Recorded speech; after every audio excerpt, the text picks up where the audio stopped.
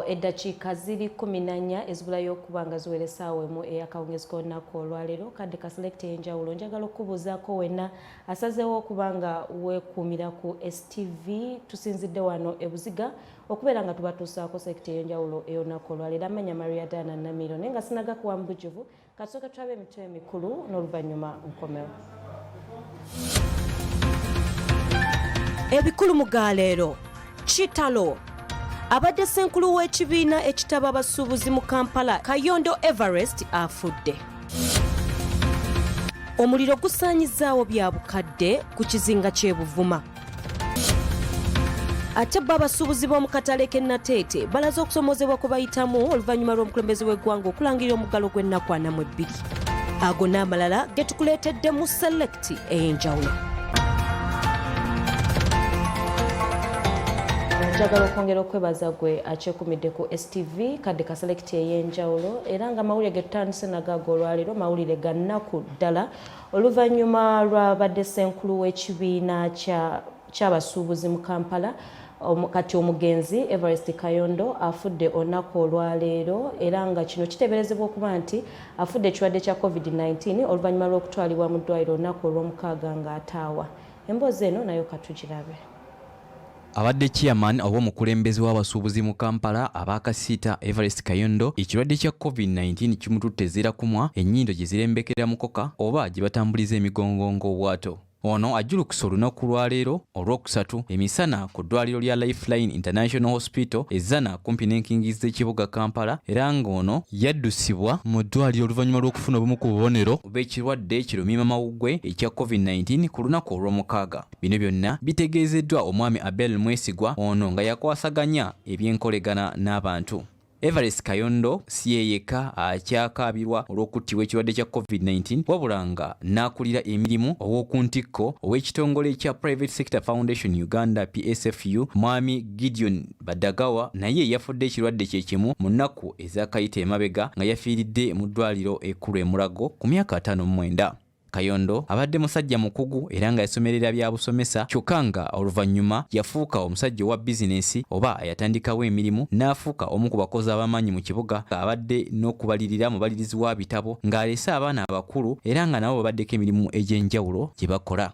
Ebikira ku bino tujja kuba tubikutuusako mu mawulire gaffe aga select ey'enjawulo wekumire ku STV. Zarafat Musoke, select ey'enjawulo. KITALO nnyo KITALO ddala ate abaganda emikwano n'abakuba omugenzi katusabe omwoyo omutukuvu yaba abagumya embeera ya nnaku ya maziga. Ate bwe tweyongera mu mawulire gaffe nga omukulembeze w'eggwanga ayogerako eri eggwanga olunaku lwasembayo okwogera naawe ennaku 42 ez'omuggalo yalangira n'agamba nti obutale bwokka obutunda ebyokulya bwe bukkirizibwa okusigala nga bakakkalabya emirimu gyabwe.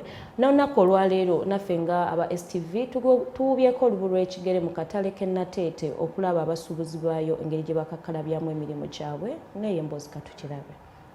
Abugo Bone ono nga ye chairman wa katale kano atutegeezezza nga bw'ayita mu kusoomozebwa okw'enjawulo engeri gye kiri nti alina okusala ku bakozi mu katale ke okusobola okugoberera amateeka agateekebwawo ekitongole ky'ebyobulamu mu ggwanga. Zebwa kwa maanyi okulimu olw'ensonga nti eno embeera buli muntu akaaba ekintu kimu anaabeerawo atya nga takola kati gwe omukulembeze olina kuyimirira ku magulu abiri n'olaba ki ekisinga okuyamba kubanga kiba kya bulabe nnyo singa akatale banaaba bakaggadde. Era oli bw'omugamba nti gwe ennaku 2 togenda kukola ogenda kudda oluvannyuma lw'ennaku 2 bano be bagenda okubeerawo asigala nga yeemulugunya aba takimatidde. Ate ku nsonga y'omujjuzo oguli wabweru w'akatale kano ono agamba nti bagezezzaako nnyo okukola buli kisoboka okusobola okulaba nga bakendeeza ku muwendo gw'abantu bano naye abasinga obungi baba baguzi ababa bazze okwefunirayo ku bikozesebwa ne badda okuba emboozi wabweru w'akatale kano. Dde wabweru nti abantu babadde bangi nnyo naye tugenze tubakendeeza kati twali tusazeewo babeera abantu 10 bakoleko 5 naye kati olw'okuba tulabeera ennamba eyo ekyasigadde nga nnyingi tugenda kwongera okutereeza twongere tusaleko waakiri ku 5 tugende tutuggyeko 10 basigala 4 okulaba nti tutuukiriza ebibangiriza ebyetaagisa okukola social distancing. Mu kwogerako n'abamu ku beetissi b'emigugu mu katale kano, bano batutegeezezza nga bwe bayita mu kusoomozebwa okw'enjawulo, engeri gye kiri nti tebalina migugu gya kwetikka, ekintu ekibaleetedde okufa obwavu naddala mu kaseera kano. Nze omuntu nange binyigiriza kuba tuli mu karantini tebitambula mu katale nga bw'obiraba. Essente ze twali tufunyiza okuba nga nali nfuna emitwalo ng'ebikitundu ku 3 ne kati nfuna omutwalo gumu n'ekitundu ate nga siridde na lanchi. Naye embeera nga bwe mugiraba, embeera ya COVID, bakasitoma tebalabika bulungi, abasinga badda mu byalo, ate n'abadde bakola mu bibuga bavudde bazze eno, competition nyingi. Engeri gye kiri nti gavumenti yaggala entambula y'olukale, abantu ab'enjawulo bayita mu kusoomozebwa okw'enjawulo okugenda okugula ebikozesebwa, ekintu ekiviirako ebyamaguzi mu butale obw'enjawulo okugootaana olw'ebbulwa ly'abaguzi ababeera balina okuwagira abantu bano abatundira ebyamaguzi byabwe mu butale obutali bumu. Kwatanga emitwalo ng'etaano, kale nga simagoba n'oba ng'ofunyeyo 2 n'omanya nti ojja kuterekayo omutwalo ogukozesa ewaka. Naye kati tufuna 2,000, 5,000, 3. Oluusi n'obutafunirawo ddala n'oddayo n'obeerawo ng'omuntu bw'obeerawo mu nsi. Entambula y'okumakya eyo emmenya nnyo, ate kwegamba kyemanyi kwegamba ne bakasitoma nabo bwe batera kyekimu. Nenga bizinesi ez'enjawulo ezesudde ekibuga Kampala zakkirizibwa okubanga zisigala ziddukanya emirimu gyazo okusinziira ku bantu ab'enjawulo betwogeddeko nabo batutegeezezza nga nabo emirimu gyabwe bwe gitambula kasoobo, wabula ng'ate abasinga bakeera ku makya kutuula nga tebalina be baguza.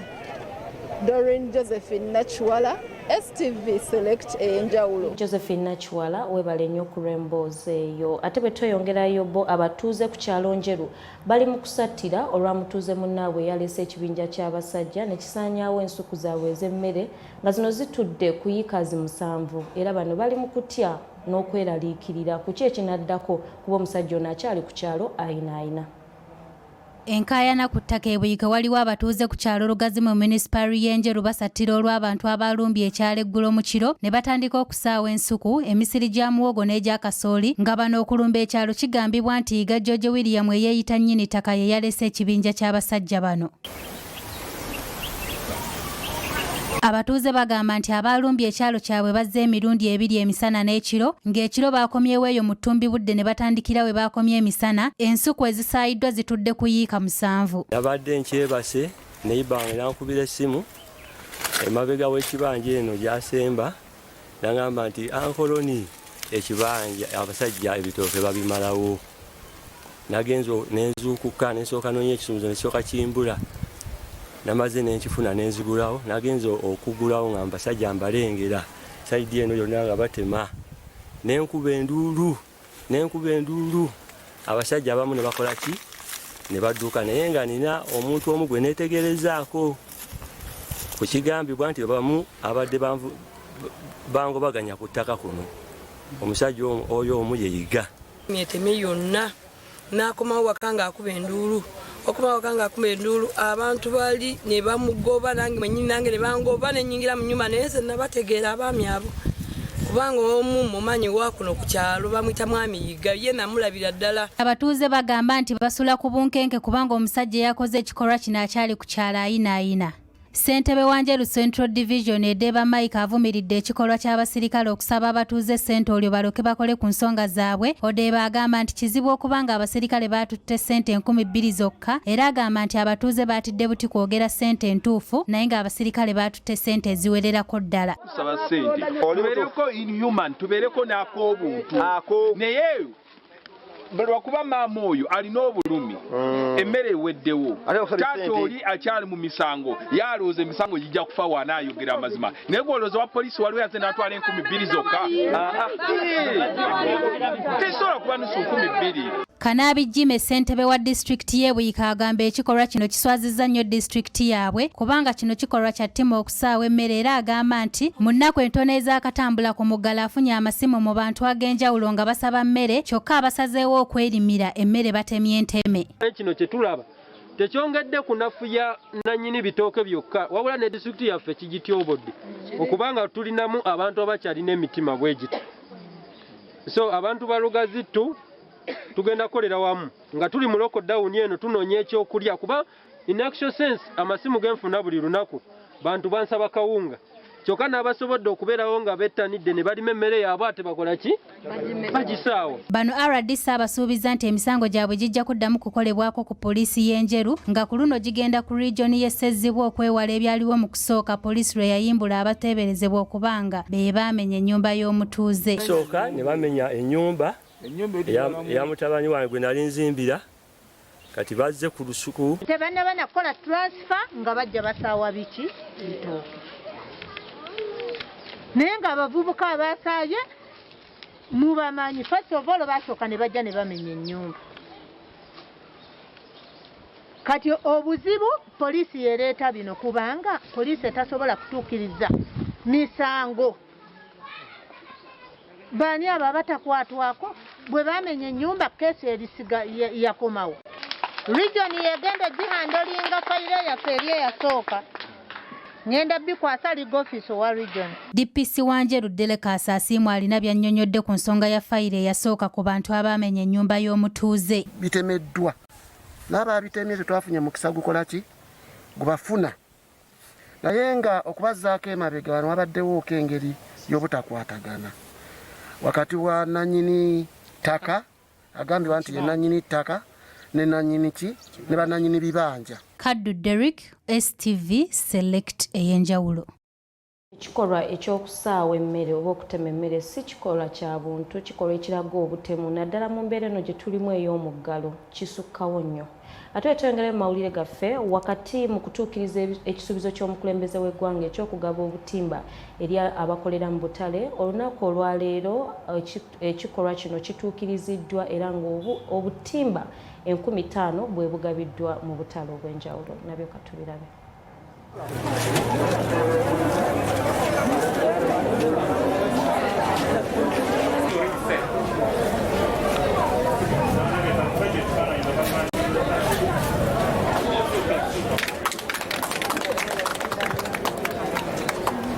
Tugenda kuwa abantu basatu obutimba wano nga kikyali wano.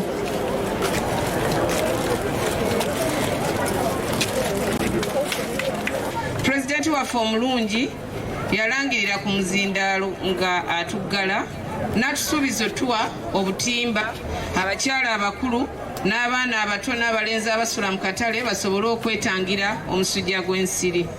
Nja kwebaza maama waffe azze okuva mu Ministry of Health ne batambudde nabo nti tweyanziza nnyo okuba nti mutuukiriza omukulembeze w'eggwanga kye yatusuubiza. Twebaza President Museveni ne twebaza ne Ministry y'ebyobulamu olw'okuba nti bakoze nnyo okulaba nti COVID ono weewaawo atunyigiriza nnyo naye si bubi ng'ensi ezimu bwe tuzirabye lwakubanga bakoze ekintu ekyo okuba nti batangira obulwadde obwo.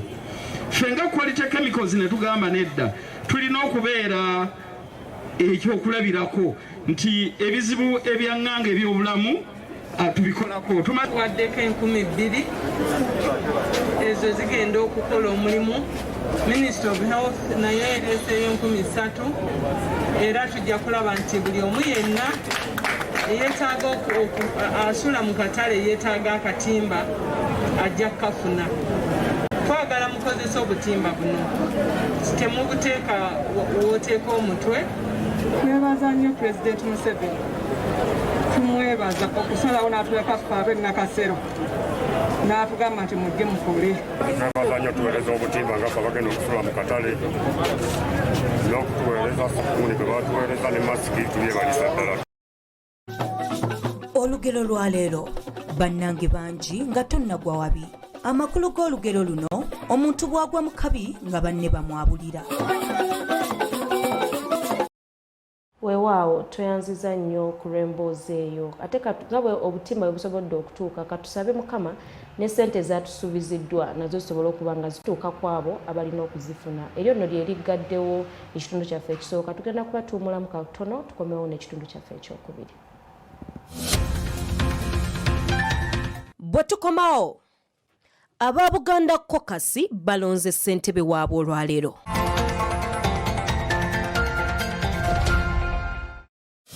Bazagwe achekumide ku select Ey'enjawulo kitundu kyaffe kyakubiri era nga mu kitundu kyaffe kyokubiri tutandise n'ekibiina kya NRM ekizize okwetaba mu kulonda okwabakulembeze okwa Kabondo akagatta ababaka abava mu Buganda wabula kino tekirobedde balala kugenda mu maaso n'okulonda era nga mu luvannyuma lw'okulonda omuwanguzi abadde Muwanga Kivumbi. Katulabe emboozi eyo. Olunaku olwaleero ababaka abava mu kitundu kya Buganda bakuŋŋaanidde ku paalamenti okulonda abakulembeze baabwe wabula kino kitutte akaseera nga batereeza ebintu ebitali bimu era nga mubaddemu n'okutuula obukuukulu obutakkiriziddwa mu bannamawulire okulaba nga bakkiriziganya ku nsonga ezimu omuli okukkanya ku bifo ebimu okubirekera bannaabwe ensimbi ez'obukiise n'ensonga endala.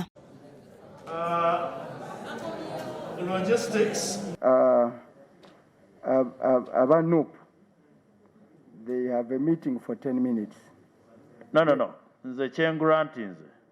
The interest groups, Zemani. Okay. I do not want partisan interest groups on the microphone. Okay. Obumu ku bufuba obutudde mwe mubadde akabaka ba NRM nga bano bagenze okuvaayo nga bakkaanyiza obuteetaba mu kulonda ng'omubaka Kefa Kiwanuka yabakiikiridde. Our prayer now is that mutusonyiwe tetujja kusobola kwenyigira mu kulonda okugenda okuddirira era nga abakulu musirike omukulu amaliriza. Wabula Kiwanuka asigadde awera nga bwe bajja okutambulira awamu n'abo abakulembeze abanaaba balondeddwa. Naye nga tweyama nti tujja kubeera tujja kunyiikira okutambuza ensonga za Buganda nga bwe kinaaba kisobose wonna. Okusalawo kwa NRM kweyoleserwatu nga ne mu kulonda bwe kubadde nga buli mubaka wa NRM abadde aweebwa ekifo kyonna nga bw'ati avaayo n'akigaana. Bulungi naye mbadde nsaba ekifo erinnya lyange okulijjayo era nga nja kugenda n'omuntu yenna anabazze mu nteekateeka okumuwagira. Nominating Honorable Sisse Namuju okuva mu district y'e Lwengo abeere treasurer waffe. Nzira ku kiteeso ekyayanjuddwa eyatukulembeddemu nti tugenda kubeera bumu n'Obuganda byonna naye tugenda kwesimba mu bifo byonna. Okulonda kugenza okuggwa ng'abamu ku balondeddwa kwe kuli omubaka Muhammad Muwanga Kivumbi munna NUP ng'ono ye ssentebe ng'amyukiddwa Dr. Lulume Bayiga munna DP ng'obuwandiisi butwaliddwa Patrick Nsanja munna NUP obuwanika nga bwo butwaliddwa omubaka David Kalwanga n'abalala era ng'omubaka Medad Segona yabadde akubiriza olukiiko. Nsanja omuwandiisi, Honorable David Luchamzi Kalwanga, Honorable Joyce Bagala Mtwatwa, Honorable Yusuf Nsibambi, Honorable Fred Kayondo, Honorable Ndiwalana Christine, njagala okuyozaayoza Honorable Nabukera Hanifa. Ono akuutidde abawangudde okukuuma abakiise bonna n'okkolera awamu. Ssentebe alondeddwa Muwanga Kivumbi asuubizza okukyusa endabika y'ekifaananyi kya Kabondo aka Parliamentary Buganda Caucus ke kibadde kimanyiddwamu. Babaka bannange, abaami n'abazaana ba Ssaabasajja Kabaka, okusooka njagala okubeebaza ne sikwebaza yonna okunteekamu obwesige. Njagala kubaawa obweyamu nti nja kukola kyonna ekisoboka nga nkozesa obusobozi bwange bwonna n'amaanyi ganno Katonda ge yampa okulaba nga caucus eno nkiddemu okulaba nga caucus eno eva weebadde ng'ekyo ekibiina ekya munno mu kabi kiddemu kibeere eddoboozi erya Buganda, erya Uganda. Ono era alambise byagenda okutandikirako omuli ekitiibwa kya Buganda okulwanirira ettaka okukuuma obutonde bw'ensi n'ensonga endala. Ye akulira oludda oluwabula gavumenti mu paalamenti omubaka Mathias Mpuuga abaddewo ng'omugenyi omukulu nga bw'atyo asuubizza okubawagira mu buli nteekateeka yonna. Sarah Nakandi, ACTV. Agala okwebaza Sarah Nakandi ku lw'emboozi eyo ate bwe tweyongera mu mawulire gaffe yo minisitule y'ebyobulamu wamu ne ssettendekero wa Makerere bagenda kutuuza olukuŋŋaana lw'ebyobulamu olusookedde ddala mu Africa olwa World Health Summit Regional Meeting nga lwakutuula ng'ennaku z'omwezi 27 omwezi ogw'omukaaga okutuuka ng'ennaku z'omwezi 3 nga n'omukulembeze w'eggwanga wakwetaba mu lukuŋŋaana luno lugenda kubeera wali ku Speak Resort e Munyonyo. Nabyo katubirabe. Lwaleero omuwandiisi ow'enkalakkalira mu kitongole ky'ebyenjigiriza Alex Kakoza nga beegase wamu n'ettendekero lya Makerere wamu n'ekitongole ky'ebyobulamu bagenda kutegeka olukuŋŋaana lw'ensi yonna oluyitiddwa World Health Summit Day olugenda okutandika ng'ennaku z'omwezi 27 omwezi guno. Uganda nga likolagana ne Makerere University lyalondebwa okutuuza olukuŋŋaana olw'ensi yonna olw'ebyobulamu bagiyita World Health Summit Regional Meeting nga olukuŋŋaana luno baatulonda mu mwaka mu October 2019 nga lwali lwakubeerawo mu April okuva nga 27 okutuuka nga 29. Ono akirabudde nti omukulembeze w'eggwanga lino Yoweri Kaguta Museveni Bihabura yagenda okuba omugenyi omukulu ku mukolo guno era nti ekigenda okuteesebwako mu lukuŋŋaana luno kwe kutema empenda butya ekirwadde kya COVID-19 bwe kigenda okulinnyibwa ku nfeete. Olukuŋŋaana luno lujja kuggulwawo omukulembeze w'eggwanga ku Sande ssaawa 10 President General Yoweri Kaguta Museveni yagenda kuluggulawo e Munyonyo. Olukuŋŋaana luno lugenda twalowoozezza nti lugende mu maaso olw'okuba ebintu ebisinga ebigenda okwogerwako bikwatagana nnyo n'embeera eriwo kati naddala ey'obulwadde obwa COVID.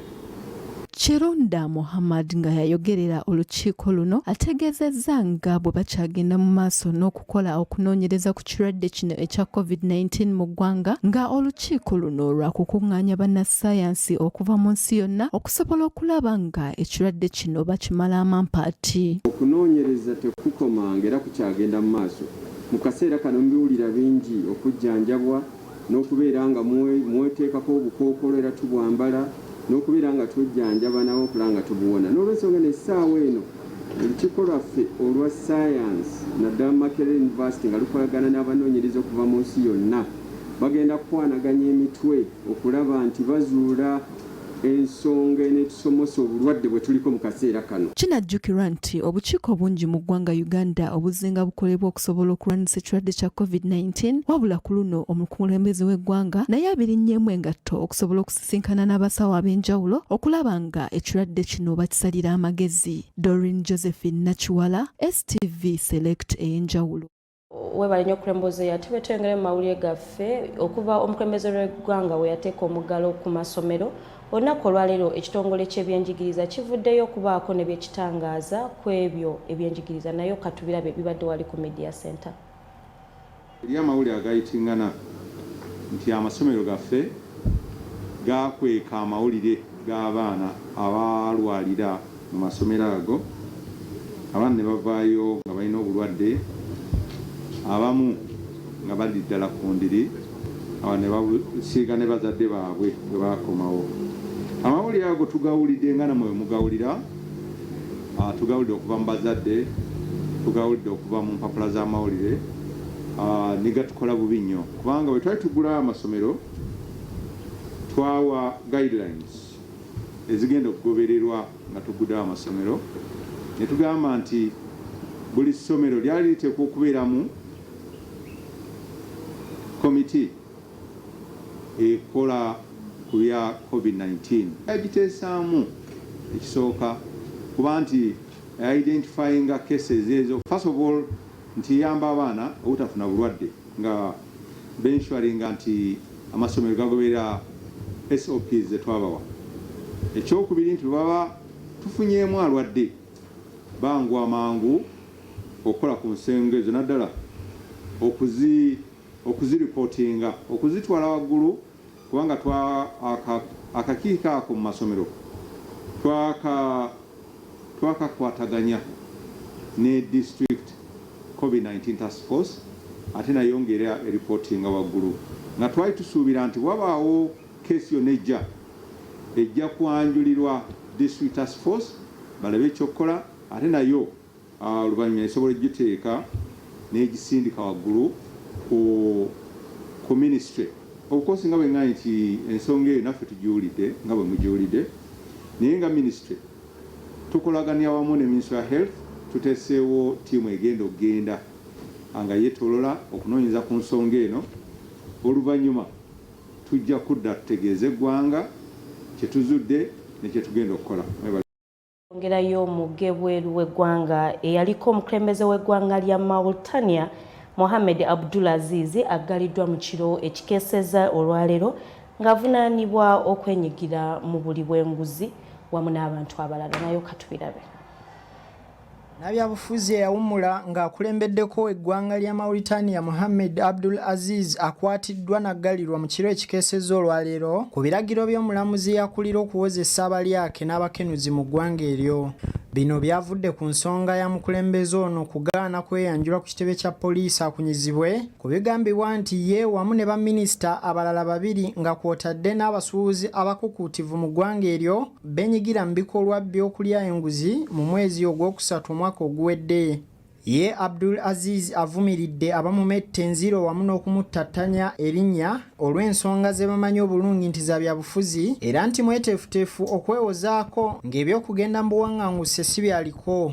Okuva lwe yakoma okukulembera eggwanga lya Mauritania mu 2019, President Abdulaziz abadde mu kunoonyerezebwako ku ngeri gye yakozesaamu obuyinza emyaka 10 gye yamala ng'akulembera eggwanga lino naddala ku nsonga y'obukadde bwa $100 bweddu obugambibwa nti yakumpanya. Hassan Kasagga, STV, Ey'enjawulo. Eyo nno lye lifundikidde selekiti ey'enjawulo ey'olunaku olwaleero. Mbadde Maria Dana Namiro okuba nga nkutusaako ey'olwaleero. Sinza kuba nga nsukkako wano naye kuddako selekiti Ibaz ne Happy Angel. Okatonda atakumira mpeera bankumire musule bulungi. Mweraba.